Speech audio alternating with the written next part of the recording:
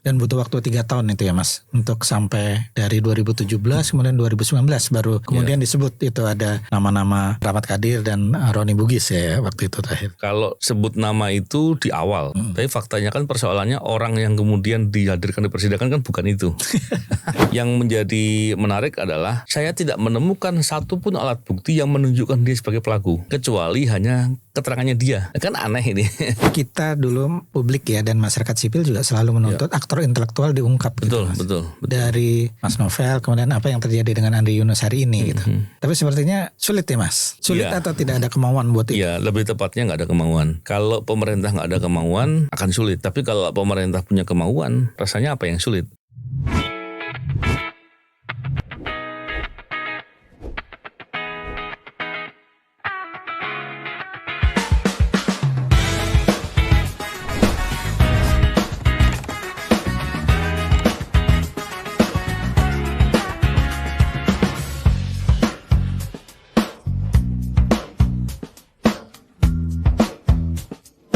Selamat bertemu, kerabat saya belajar hidup dimanapun berada. Hari ini kita belajar kehidupan dari seorang tokoh, yaitu Mas Novel Baswedan.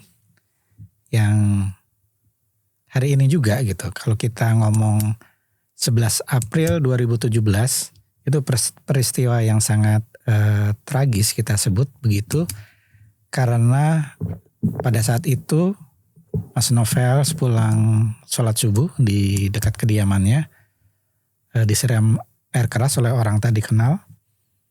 Dan yang mengingatkan saya adalah pagi itu saya mendapat piket pagi, bekerja pada pagi hari itu, kemudian saya mendapat informasi soal itu. Sehingga saya mencoba mencari informasi terkait itu dan menuliskannya pagi-pagi itu juga. Selamat bergabung Mas Novel. Ya, terima kasih Mas Dian. Iya Mas Novel, jadi mengingat kembali nih Mas Novel waktu-waktu itu gitu, bagaimana Mas Novel kemudian terkena serangan teror itu ya 9 tahun lalu. Barangkali sesuatu yang tidak nyaman gitu. Tapi ini perlu publik ketahui juga bahwa hal itu seharusnya tidak terulang lagi.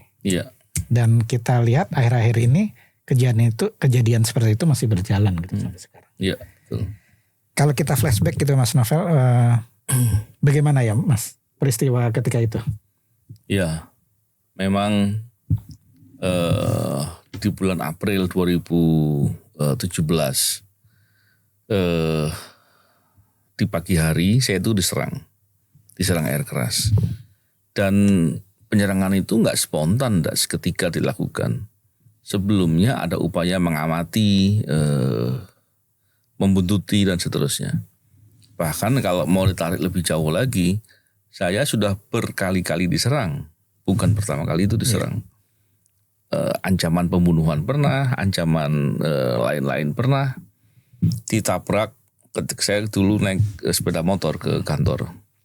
Saya ditabrak juga pernah gitu ya. Sampai cukup luka-luka gitu ya, cukup lumayan. Dan skenarionya nabrak yang berpotensi untuk ditabrak mobil dari belakang, tapi alhamdulillah enggak. Jadi melihat serangan-serangan yang begitu banyak dan ada keterkaitan ya. Saya yakin masing-masing itu paling tidak ada keterkaitan yang menggambarkan bahwa serangan itu bukan terjadi karena urusan pribadi. Tapi terjadi karena saya waktu itu menangani kasus-kasus besar di KPK. Betul. Dan kemudian diserang. Nah, terkait dengan penyerangan air keras itu. Jadi penyerangan air keras itu terjadi setelah pulang sholat subuh. Dan kalau diteliti lagi dari kesaksian orang-orang dan CCTV tentunya, itu menggambarkan bahwa pelakunya itu sebelumnya melakukan pengintaian, pengamatan, dan seperti mencari angle mana yang kira-kira paling mungkin untuk digunakan untuk menyerang. Dan saya yakin juga waktu itu serangan itu dimaksudkan untuk membunuh memang. Tapi kemudian alhamdulillah masih bisa hidup gitu ya. Dan serangannya yang cukup banyak air keras yang disiramkan ke muka saya tidak terlalu berdampak kecuali di kedua belah mata saya. Karena memang saya waktu diserang air keras merespon dengan cepat gitu untuk segera dinetralisir air kerasnya, walaupun dampak yang lainnya juga masih banyak. Tapi pada dasarnya memang serangan itu serangan yang biadab ya, serangan yang sangat jahat, dan serangan air keras tentunya rasanya juga sakit sekali seperti orang terbakar gitu ya. Dan saya memahami sekali ketika sekarang pun terjadi kepada Andri Yunus contohnya, itu memang begitu menyakitkan sekali. Oke. Kemudian ketika terjadi serangan itu, reaksi Mas Novel waktu itu langsung lari ke masjid lagi berarti ya? Ya, jadi ketika saya diserang air keras itu, penyerang itu mendekati saya karena saya jalan pelan begitu ya, dari arah belakang, dan kemudian dia menyiram dari jarak yang sangat dekat. Ketika air keras itu disiram ke muka saya, kalau saya perhatikan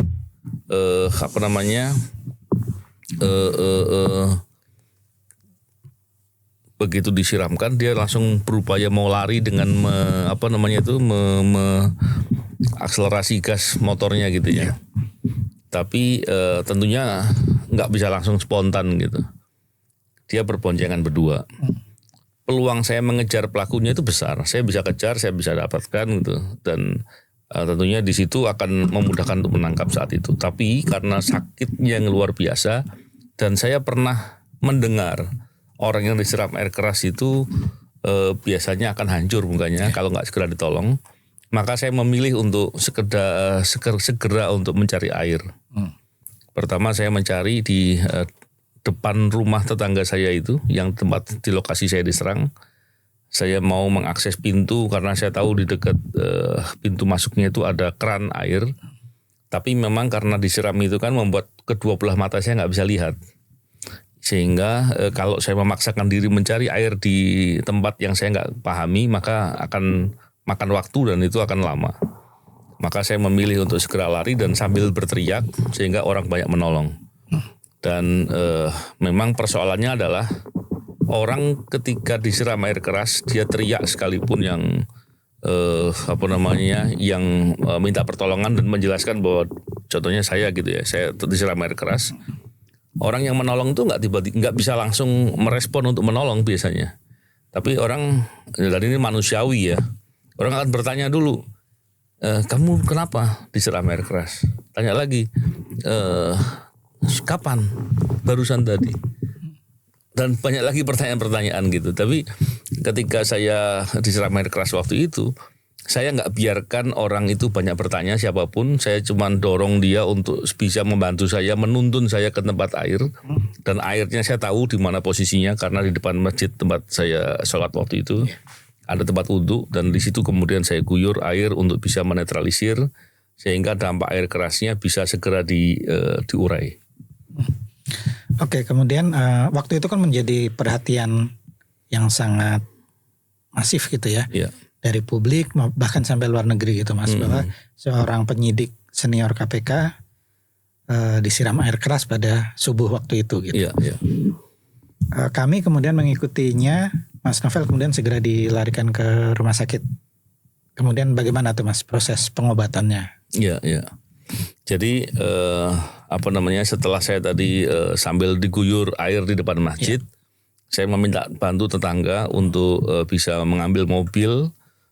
Saya langsung dibawa ke rumah sakit di Kelapa Gading, Mitra Keluarga gitu ya. Oke, sorry Mas, yang jadi tindakan awal yang Mas Novel lakukan dengan mengguyur air itu sebetulnya itu memang harusnya seperti itu ya? Jika itu yang paling baik ya. Tapi airnya harus bersih. Iya.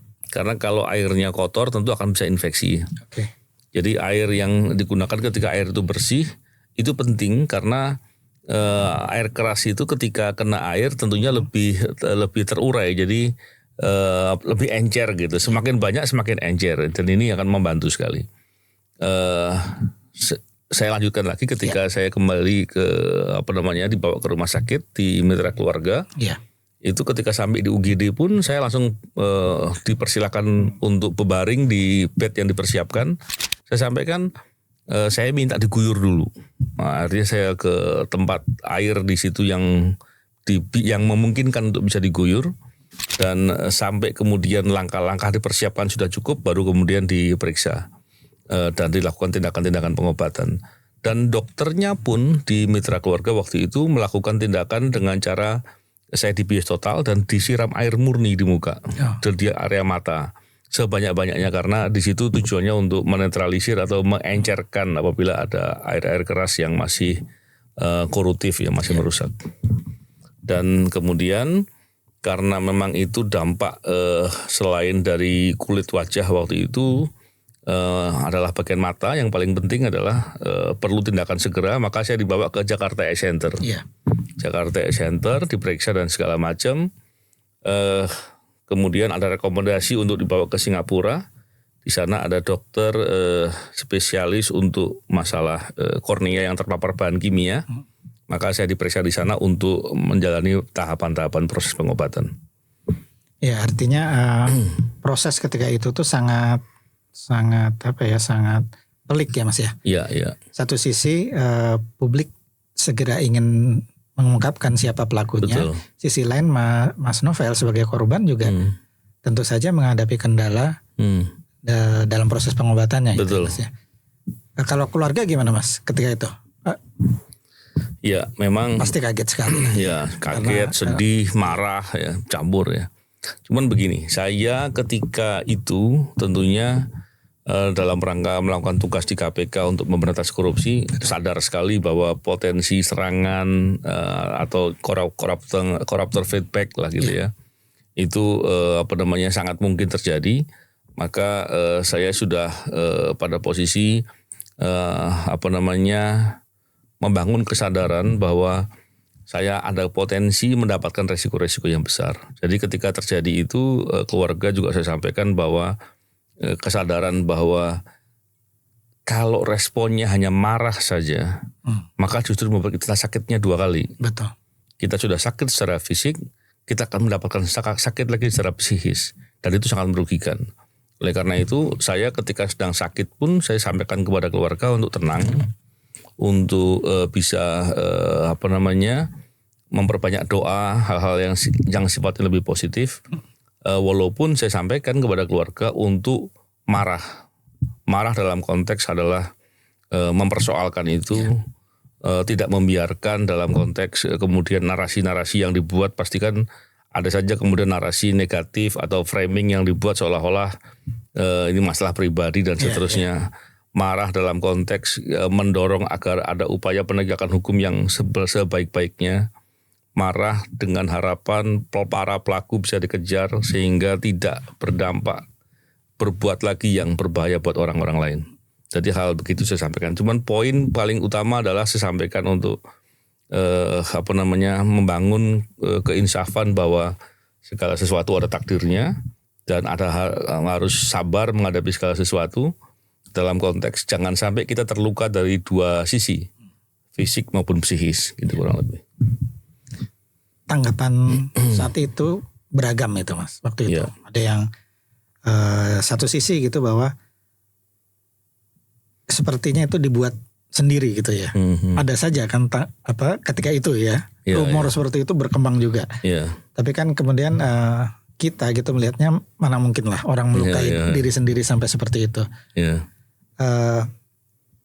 Mas Novel melihat saat itu bagaimana tanggapan pemerintah saat itu Mas? Memang begini ya, kalau kita lihat buzzer itu sudah ada sejak saat itu sudah banyak. Dan buzzer ini kan orang bayaran. Betul. Dia tidak punya, dia nggak peduli logika gitu ya. Dia nggak pakai hati nurani. Dia akan melakukan apapun dengan bayaran. Ya sama kayak kelakuan orang-orang yang jahat yang melakukan tindakan apapun ya. Saya tahu framing itu dilakukan dan menyampaikan bahwa seolah-olah saya itu menggunakan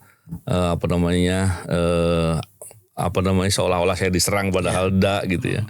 Dan banyak lagi yang dilakukan dan memang seperti itu resiko ketika kita berhadapan dengan pihak yang punya kekuasaan, punya harta, punya uang banyak begitu ya, dan dia bisa melakukan apapun. Berkaca dengan kasusnya Andri Yunus pun saya yakin framing itu dilakukan dengan buzzer-buzzer tadi.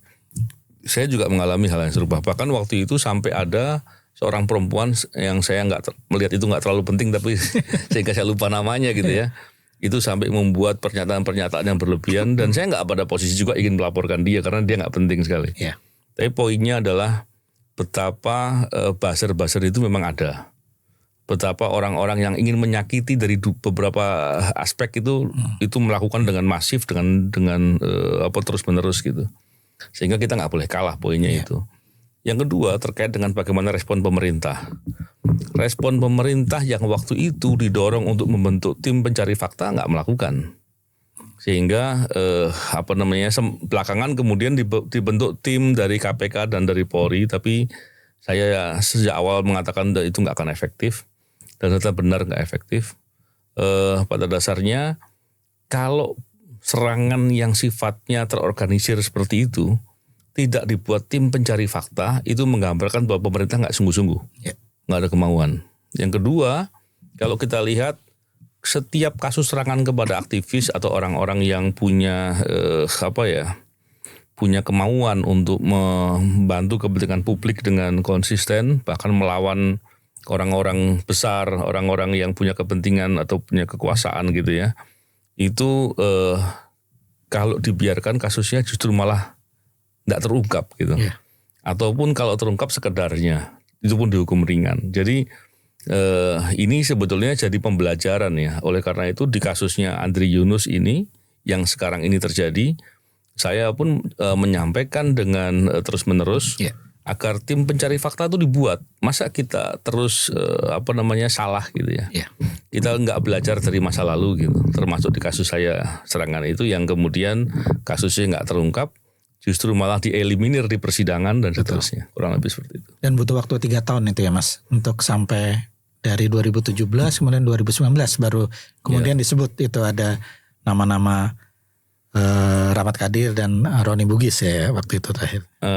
Kalau sebut nama itu di awal, tapi faktanya kan persoalannya orang yang kemudian dihadirkan di persidangan kan bukan itu. Jadi saya pun ketika menyampaikan di forum sidang, saya heran gitu. Kenapa? Karena jaksa penuntut pun nggak berpihak ke saya gitu. Justru malah menyampaikan seolah-olah memang kasusnya ya sekedarnya itu gitu. Bahkan ketika saya ditanya waktu itu bagaimana, saya katakan bahwa ini bukan pelakunya, sebaiknya dibebaskan saja. Karena kalau itu kemudian dipaksakan menjadi salah. Contoh begini, orang yang waktu itu disidang untuk penyerangan terhadap diri saya, itu kan di framing seolah-olah dia benci dengan saya. Betul. Karena dianggap sesuatu masalah pribadi gitu. Betul. Yang menjadi menarik adalah saya tidak menemukan satupun alat bukti yang menunjukkan dia sebagai pelaku. Kecuali hanya keterangannya dia. Kan aneh ini. Artinya dari banyak sisi dia sendiri yang ngomong. Dia gitu sendiri ya? Bahwa dia pelaku. Gitu. Saksi tidak ada yang mengatakan bahwa dia pelakunya. Bahwa sebetulnya pelaku ini bukan nggak dikenali, CCTV-nya ada, saksi-saksinya banyak dan seterusnya. Ini menggambarkan bahwa persoalannya akan seperti itu. Ditambah dengan saat itu tidak ada tim pencari fakta sehingga tidak ada peran publik yang independen gitu ya. Maaf mungkin saat itu sebetulnya ada tim pencari fakta, tapi tim pencari faktanya justru dibentuk yang konflik of interest, saya melihatnya begitu.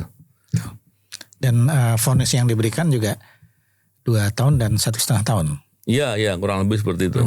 Dan bahkan disebut itu air kerasnya itu sebetulnya adalah air aki yang dicampur air. Betul. Jadi saya bilang ini kok dagelan gitu. Kenapa? Saya waktu di persidangan pun saya menyampaikan kepada hakim, Pak Hakim, kalau disampaikan oleh jaksa bahwa itu adalah air aki yang dicampur air, diuji coba saja. Apakah betul air aki yang dicampur air kalau disiram ke baju, bajunya bisa sobek? Apakah betul air aki yang dicampur air kalau dikenakan ke beton, betonnya melepuh berubah warna? Apakah betul air aki yang dicampur air kalau dicium gitu, itu ada bau menyengat? Itu kan sebetulnya mudah sekali, nggak perlu lab lah itu. Tapi hal-hal begitu nggak dilakukan dan sebetulnya sisa airnya juga masih ada gitu. Dan kesaksian yang mengambil barang-barang yang digunakan oleh pelaku seperti botol apa segala macam, itu menggambarkan, itu menceritakan bahwa baunya sangat menyengat. Nah ini kan sebetulnya mudah untuk dijadikan pengecekan. Cuman tadi ini hal-hal begini memang berbahaya. Saya khawatir sekali di kasusnya Andri Yunus ini hal serupa akan dilakukan. Iya. Oleh karena itu kita nggak boleh biarkan itu. Betul. Dan kita dulu publik ya dan masyarakat sipil juga selalu menuntut aktor intelektual diungkap. Betul, gitu, betul. Dari Mas Novel, kemudian apa yang terjadi dengan Andri Yunus hari ini gitu. Tapi sepertinya sulit ya Mas. Sulit atau tidak ada kemauan buat itu? Iya, lebih tepatnya nggak ada kemauan. Kalau pemerintah nggak ada kemauan akan sulit. Tapi kalau pemerintah punya kemauan, rasanya apa yang sulit? Iya. Nah, kemauan itu kan mestinya harus dilakukan menjadi kewajiban lah, gitu paling tidak. Karena kalau saya dulu waktu itu adalah seorang aparatur yang juga sebagai pejuang HAM disebutnya dalam konteks ini oleh Komnas HAM.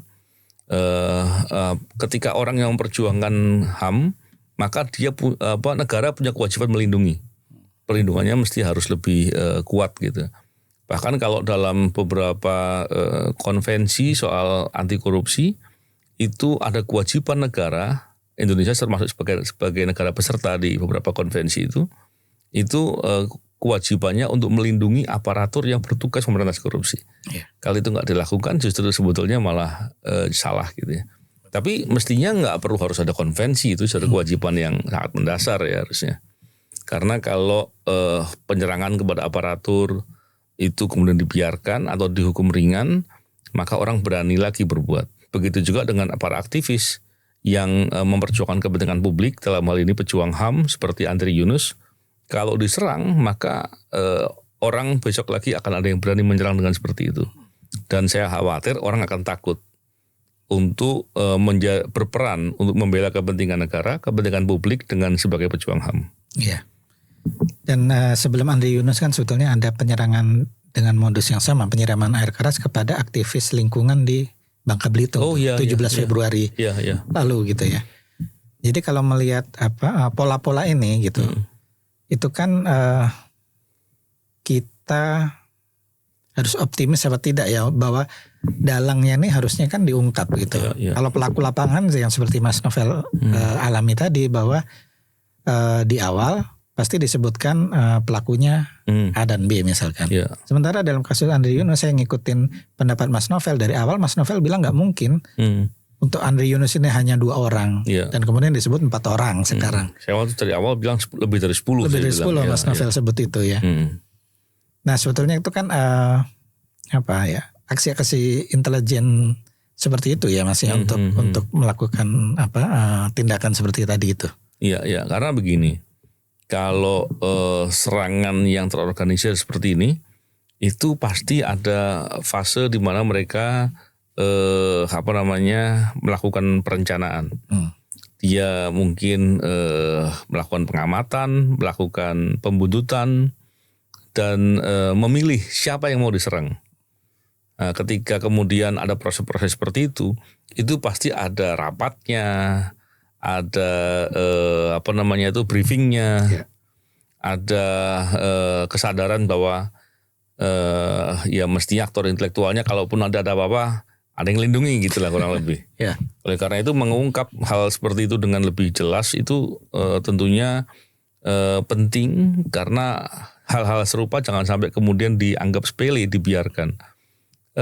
Saya melihat bahwa saya melompat di kasus Andri Yunus ya Mas Nastian. Kalau di kasusnya Andri Yunus sejak awal saya katakan ini terorganisir karena dari CCTV pun kelihatan cara menyerangnya itu dibuat dengan kayak ada perintah gitu. Contohnya ketika sebelum diserang eksekutor ini disuruh dengan cara dibunyikan klakson 2 kali didit gitu. Dan kemudian eksekutornya melaksanakan apa yang diperintahkan. Logikanya kalau belum pernah ada briefing sebelumnya, bagaimana eksekutor itu tahu ketika klakson 2 kali itu adalah perintah dan kemudian dia melaksanakan? Kenapa nyerangnya di titik itu dan seterusnya banyak lagi yang lain. Jadi hal-hal begitu menggambarkan bahwa ini sudah begitu terorganisir. Kalau terorganisir pasti ada tim pengamatnya, tim pembuntutannya, ada meeting atau briefing untuk memberikan langkah-langkah pembagian tugas dan seterusnya. Kalau sudah begitu pasti ada juga pihak yang melindungi atasannya dan seterusnya pasti ada. Gak mungkin enggak. Oke, kalau melihat dari kejadian yang Andri Yunus tadi itu Mas. Kemudian sampai kepada tahap kepala BAIS mundur gitu ya Mas. Menurut Mas Novel gimana? Cukup sampai segitu? Ya orang mau mundur dari jabatannya boleh saja kan gitu, bebas gitu.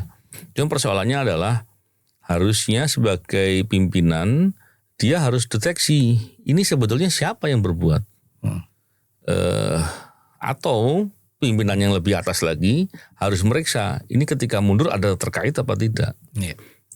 Artinya mesti harus jelas begitu. Jadi mundur itu mestinya akan dilihat sebagai hal yang menurut saya sangat baik apabila proses pengungkapannya sudah dilakukan.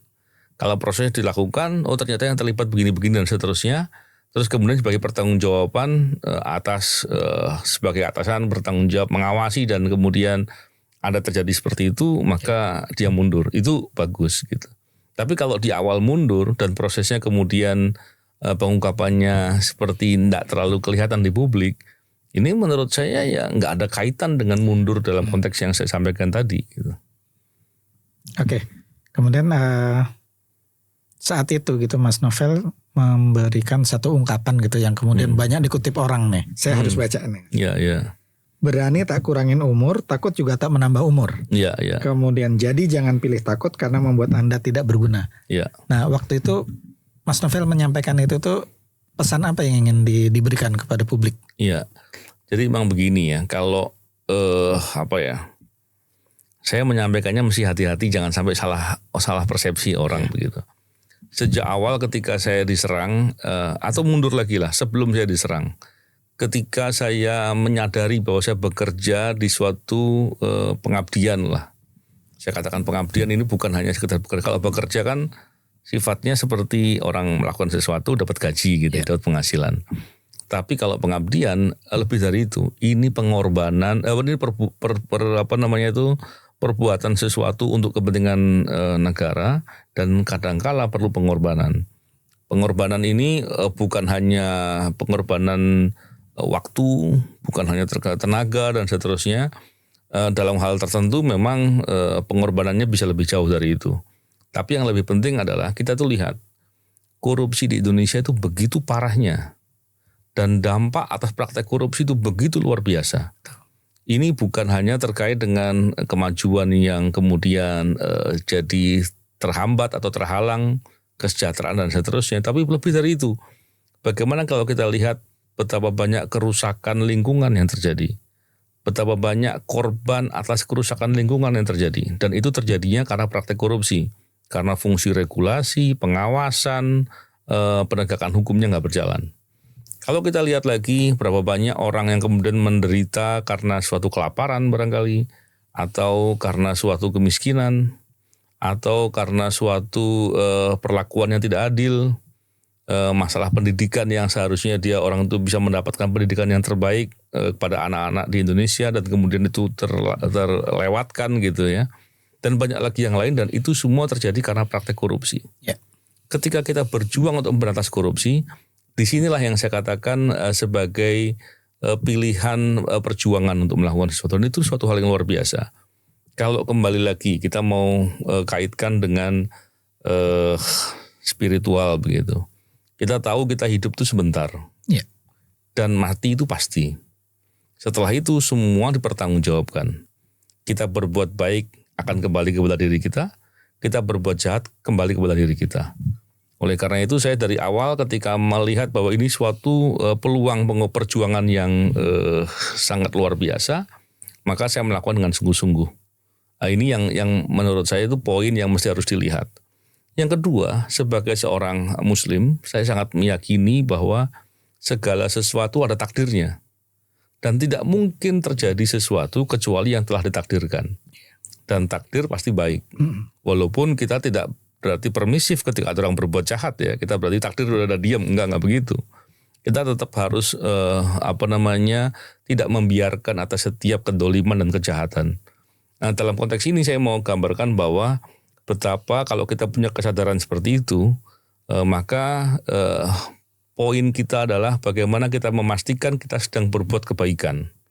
bagaimana peluangnya untuk kita selalu konsisten untuk terus mau mengambil peran dalam setiap suatu kebaikan atau usaha perbaikan yang dilakukan. Ini suatu hal yang poin menurut saya sangat penting, sehingga ketika bicara resiko nanti akan begini begitu dan seterusnya, kita akan kembalikan kepada hal yang saya katakan tadi. Bukankah semua sudah ada takdirnya? Dan kita nggak akan takut dengan apapun, walaupun ancamannya pembunuhan sekalipun. Mati juga takdir, dan mati bukan suatu hal yang buruk karena ada kehidupan setelah mati yang mana semua diperhitungkan. Dari situ kemudian langkah-langkah untuk melakukan kebaikan dan memperjuangkan kebaikan itu menjadi pilihan yang masuk akal. Sebaliknya orang yang memilih untuk berbuat jahat, berbuat buruk, dia nggak berakal. Dia nggak tahu bahwa dia punya Tuhan. Dia mungkin lupa bahwa dia akan mati. Dia mungkin lupa bahwa setelah mati semua dipertanggungjawabkan, termasuk kejahatan dan keburukan yang dilakukan. Itu menurut saya. Baik, terima kasih Mas Novel. Baik.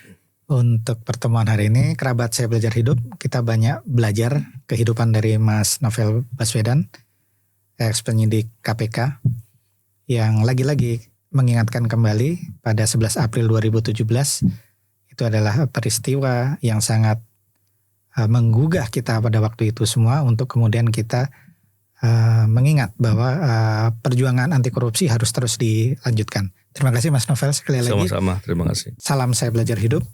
Assalamualaikum warahmatullahi wabarakatuh. Waalaikumsalam warahmatullahi wabarakatuh.